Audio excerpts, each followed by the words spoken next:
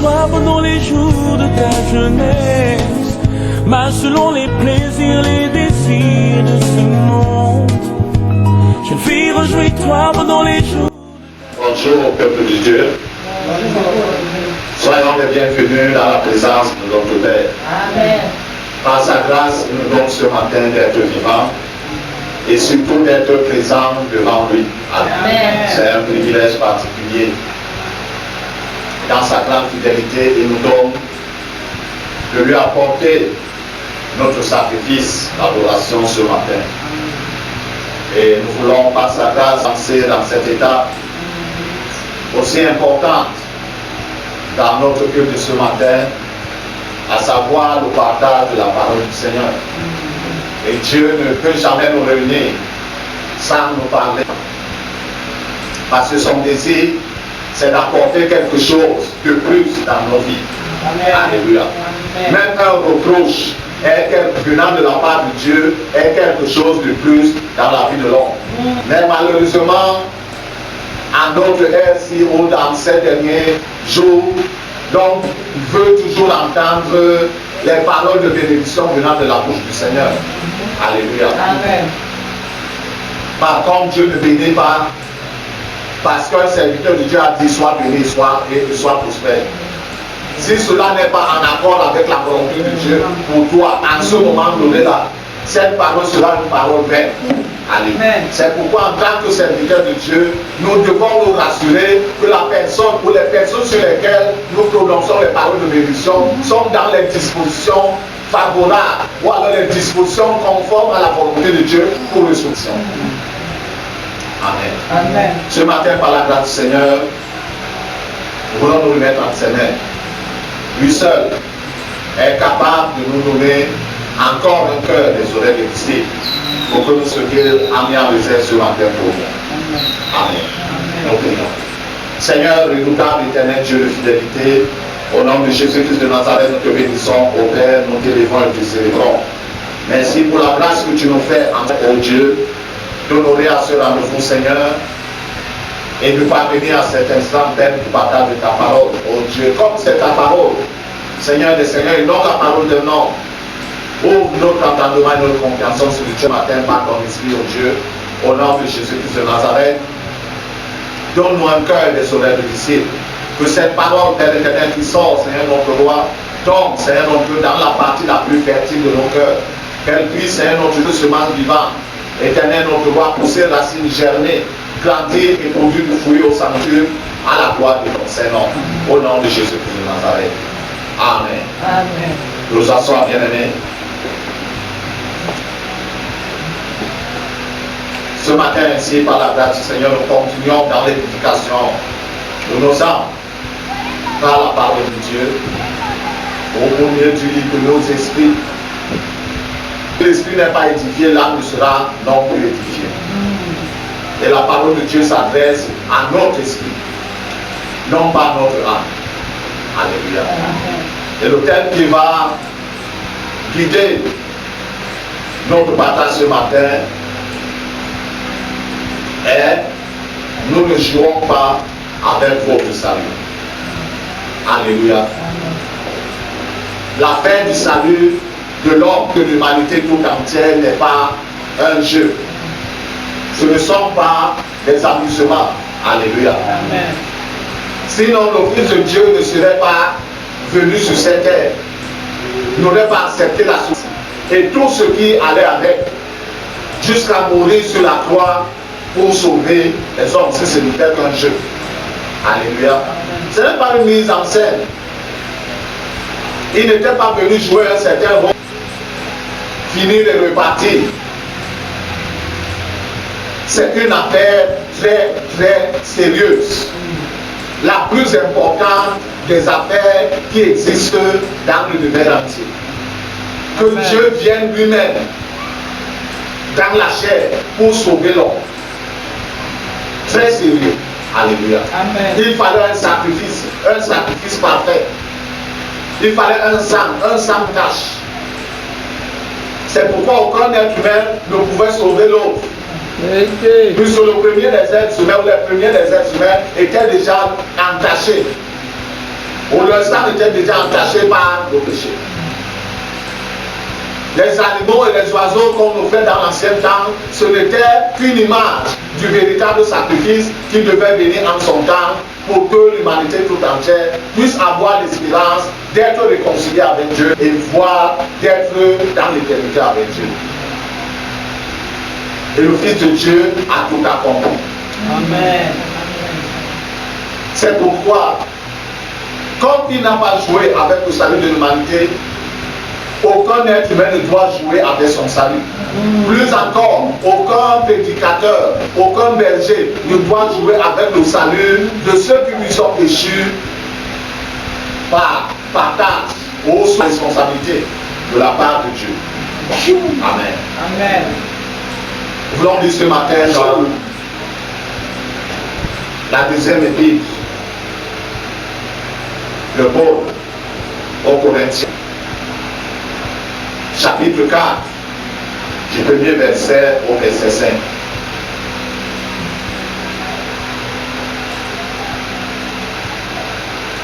Deux Corinthiens, chapitre 4, premier verset au verset 5. Dans ma version, il est écrit: c'est pourquoi, ayant ce ministère selon la miséricorde qui nous a été faite, nous ne perdons pas espoir. Verset 2.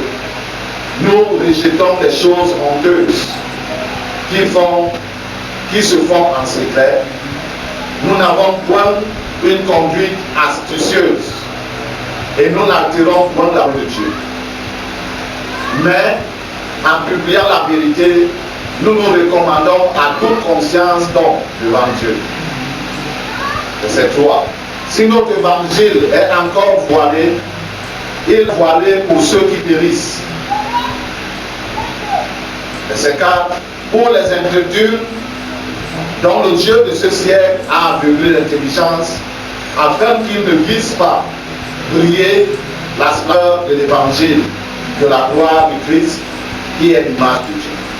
Verset 5. Nous ne nous prêchons pas nous-mêmes. C'est Jésus-Christ, le Seigneur, que nous prêchons. Amen. Et nous, vos serviteurs, à cause de Jésus. Alléluia. Amen. C'est ce que l'apôtre Paul avait compris en son temps. La Bible appelle l'apôtre des païens. Parce que Dieu l'a suscité exprès pour apporter l'évangile vers les nations païennes. Et dans cette œuvre dont Dieu lui a confié, il a compris la lourde responsabilité qui reposait sur ses épaules. Alléluia. C'est pourquoi il n'a pas pris cela comme des jeux, comme des amusements. Voire même son expérience du salut n'était pas un amusement. Les autres apôtres qui étaient avec le Seigneur dès le début, bon. Mais lui, son expérience du salut, tel que les apôtres nous rapportent, il allait en mission pour détruire l'église. Parce qu'en son temps, il était celui-là, le lieutenant le plus courageux, a accompli cette mission. Et il avait reçu la lettre de mission pour aller dans la ville des villes étrangères. Et cette fois-là, il allait à Damas. Parce que les Juifs considéraient les Juifs qui avaient cru en Jésus comme des traîtres. Alléluia. Amen. Disant qu'ils ont abandonné Moïse pour la loi que Dieu a donnée par Moïse, pour se tourner vers quelqu'un dont on ne connaît d'où il sort véritablement. Parce que l'histoire, telle que nous savons, il est né d'une femme. Alléluia. Mais celui-là qui était fiancé à sa mère n'était pas son père. Et lorsqu'on raconte telle histoire, est-ce qu'on peut écouter un tel homme? Alléluia. C'était dans notre société aujourd'hui, mais dans leur société en ce temps, si une telle parole, une personne n'avait pas de droit à la parole. S'il était même né dans le concubinage d'un père et d'une mère qu'on connaît, mais sa mère disait que même son père adoptif, Joseph, a confirmé que cette grossesse, ce n'est pas la mienne. Tu es tombé enceinte de qui? du Saint-Esprit. Le Saint-Esprit devenait un homme pour accepter les femmes déjà. Alléluia. Donc c'était une trahison de se tourner vers le message de l'évangile. Et il partait donc attraper cela pour les corriger et les ramener dans le judaïsme. Et en plein midi, le Fils de l'homme, celui qu'il persécutait, lui a apparu. Alléluia. Amen. Et il dit qu'il a vu une lumière plus brillante que le soleil. Et le soleil en plein midi, dans une zone désertique, ce n'est pas une zone équatoriale où il y a les forêts. Dans une zone désertique, le soleil en plein midi, il n'y a pas d'arbre, il n'y a même pas d'arbustes pour te cacher. Il dit qu'il a vu une lumière plus brillante que le soleil de midi, qu'il a aveuglé. Et c'est au sortir de cette expérience, ayant entendu les paroles du Saint, il a compris qu'en effet, ce n'était pas un Dieu. Ceux-là qui ont parlé, ce n'était pas. Alléluia. Malgré les souffrances qu'il a rencontrées dans l'œuvre qu'il accomplissait, non pas parce qu'il a fait souffrir les autres, mais c'était sa part dans le travail. Oh là, que Dieu lui avait lancé. Il dit qu'il ne perd pas courage. Il n'a pas perdu courage. Nous non plus, nous ne perdons courage. Amen.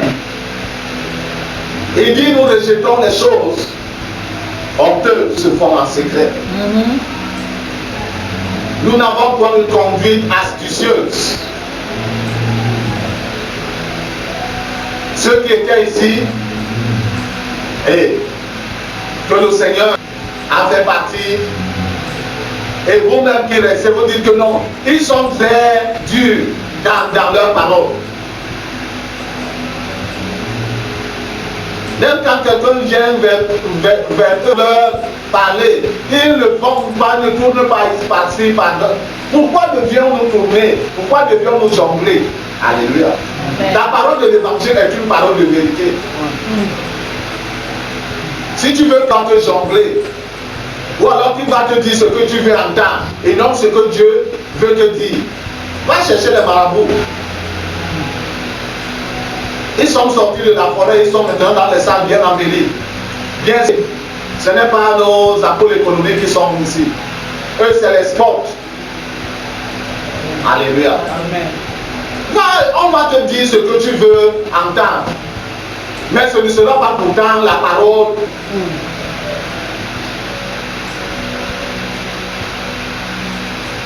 Nous n'attirons pas la parole de Dieu. C'est-à-dire, nous ne falsifions pas la parole de Dieu. Amen. On va contre la parole de Dieu pour qu'elle s'accommode à toi. Alléluia. Amen. Nous allons te dire ce que Dieu veut que tu entendes. Même si toi-même tu ne veux pas entendre cela. Et en disant ainsi la vérité, nous nous recommandons à toute conscience. Donc, comme l'apôtre Paul a dit aux anciens d'Éphèse, quand nous lisons dans Actes au chapitre 20, dans les maisons et en public, je vous ai transmis tout le conseil de Dieu. Et il disait par cela qu'il est pur du sang de tous les Éphésiens. Ils étaient efforcés en son temps dans toutes les communautés où le Seigneur permettait qu'il implante une église, de leur transmettre tout le conseil de Dieu, toute la vérité. Toute la vérité.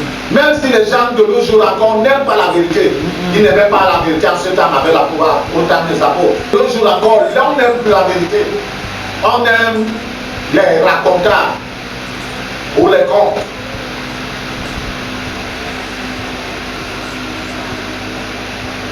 Notre évangile est caché pour ceux-ci. C'est-à-dire, si tu es avec nous et tu continues à vouloir entendre ce que tu veux entendre et non ce que Dieu veut que tu entends te dise, c'est que tu es sur le chemin de la bénédiction.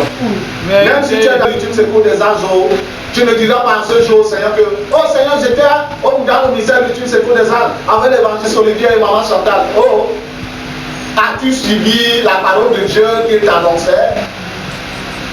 As-tu obéi les conseils de Dieu qu'il te transmettait? C'est ça l'important. Alléluia. C'est pour les incrédules. Donc le Dieu de ce ciel a aveuglé l'intelligence pour que vous voyez la splendeur de l'évangile de la gloire de Christ. Alléluia. L'apôtre Paul, en son temps, disait qu'il ne prêchait pas lui-même. Lui et ceux avec qui il était, que ce soit avec Barnabas au début, que ce soit avec Silas, faire l'affaire. Et même lorsqu'il était emprisonné, même en prison, quand il prêchait, il ne se prêchait pas lui-même. Malgré toute l'intelligence qu'il avait des choses de Dieu, il était plus qu'un docteur en théologie de notre temps. Il prêchait Christ. Amen. Et Christ, c'est la vérité. Amen. Sans état, que ceux qui doivent entendre ces paroles. Parce que cette affaire du salut est très sérieuse. Malheureusement, de nos jours, bon nombre de serviteurs de Dieu ne réalisent pas la responsabilité de nous. Ils ont des foules, des centaines, des dizaines de milliers. Mais leur prêche-t-il la vérité? Vaut mieux avoir deux et réussir à faire entrer ces deux dans l'éternité avec Dieu que avoir 10 000 et réussir seulement à faire entrer 1000. Alléluia. Amen. C'est pourquoi nous avons décidé, à cause de la responsabilité qui nous a été donnée, de vous dire la vérité et rien que la vérité. Yes. Que nous vous disions la vérité et que nous nous séparions, que de vous cajoler et que le nombre humain, nous continuons à cajoler. Une blessure qui n'est pas proprement soignée donne la gangrène. Et plus tard, si c'est un nez, on doit couper. C'est un pied, on doit couper. Si c'est un œil, on doit lever. Bref, vaut mieux que pendant que le temps se fait, il y ait changement. Ramasser une grande foule, comme de nos jours. Plusieurs ont fait entrer des sorciers et des sorcières dans leurs assemblées à cause du besoin d'une grande foule. Comme si être serviteur de Dieu, c'est avoir une grande foule. Vraiment. Le Seigneur Jésus-Christ n'avait que 12 véritables. Et même parmi les 12, il s'est rendu compte à la fin qu'il n'avait que 11. Le Fils de l'homme. De nos jours, on devait dire que toi, tu n'es même pas serviteur de Dieu. Parce que tu as seulement 11 membres dans l'assemblée que tu diriges. Mais vaut mieux que nous disions la vérité et qu'on se sépare. Alléluia. Amen. Que le mensonge pour vous cajoler ou maintenir là. Et qu'à la fin, vous ratiez l'éternité avec Dieu. Nous nous rassemblons aussi pourquoi? Alléluia. Amen. Quel est le but de notre rassemblement ici? Non. C'est les finances, Non. c'est le mariage, Non. c'est les enfants, Non. c'est le voyage. Non. Après tout cela, si tu as tout cela et tu perds l'éternité avec Dieu, c'est que tu venais chercher quoi? Dans le ministère, l'utile c'est pour les arraches. Question. Ou alors que tu viennes avec ton état et ton statut et ton identité, comment dire cela? Tu refuses de changer cette identité alors que Dieu change cette identité. Tu demeures dans cette identité jusqu'à la fin. Que diras-tu à Dieu? Alléluia. Le désir de Dieu, c'est que l'homme se répande et avance dans le chemin du salut. Et jour après jour, il y a changement, transformation dans sa vie. Yes. C'est pourquoi la vérité est absolument nécessaire. Sans la vérité, il ne peut pas avoir de changement dans la vie. C'est seulement la vérité qui change. C'est seulement la vérité qui transforme. L'évangile, ce n'est pas les fables. Alléluia. Amen. L'évangile, c'est la parole de vérité. Comme serviteur de Dieu, dit-il la vérité aux fidèles qui rassemblent ou que le Seigneur rassemble autour de nos jours. Combien de fidèles aiment encore entendre la vérité? Devions-nous changer, altérer la parole de Dieu pour que vous soyez contents de nous? Non. Nous n'allons pas. Même s'il arrive que nous restions seuls ici, Macha et moi, nous allons continuer à tenir comme si nous étions des dizaines de milliers. Parce que ceux qui sont avec nous ici sont plus nombreux que ceux qui sont partis. Yes. Parce que nous voulions nous sauver nous-mêmes et vous sauver également. C'est la mission que le Seigneur nous a donnée. Comme l'apôtre Paul disait à son fils Timothée, Continue à dire la vérité, maintiens-toi en te conduisant dans la vérité, en faisant. Tu pourras te sauver toi-même et sauver ceux qui t'écoutent. Yes, oh. Yes. Plusieurs sont venus à l'église, mais ne sont pas venus pour le salut. Ils sont venus pour la bénédiction. Et ils ne sont pas venus pour le salut. Et plusieurs serviteurs disent ne comprennent pas que la responsabilité que Dieu leur a donnée, c'est pour le salut de ceux qui les écoutent. Et pour cela, il faut leur dire la vérité et rien que la vérité. Amen. Alléluia. Nous, en ce qui nous concerne, nous ne jouons pas avec votre salut. Et nous continuerons à vous dire la vérité. Même si vous vous fâchez, même si vous partez à la maison faire des analyses et de toutes nos prédications, nous continuerons à vous dire la vérité et bien la vérité. Nous sommes bénis à cette parole ce matin dans nos cœurs. Surtout et surtout que nous puissions précisément la garder pour la mettre en pratique. Recherchant la vérité jour après. Alléluia. Gloire et Dieu éternel au nom de Jésus-Christ de Nazareth. Merci pour ta bonté, ta fidélité. Merci pour la grâce que tu nous fais ce matin d'entendre encore ta parole au travers de ce message, oh Dieu. Donne-nous la grâce que ce qu'il a entendu le garde en cœur.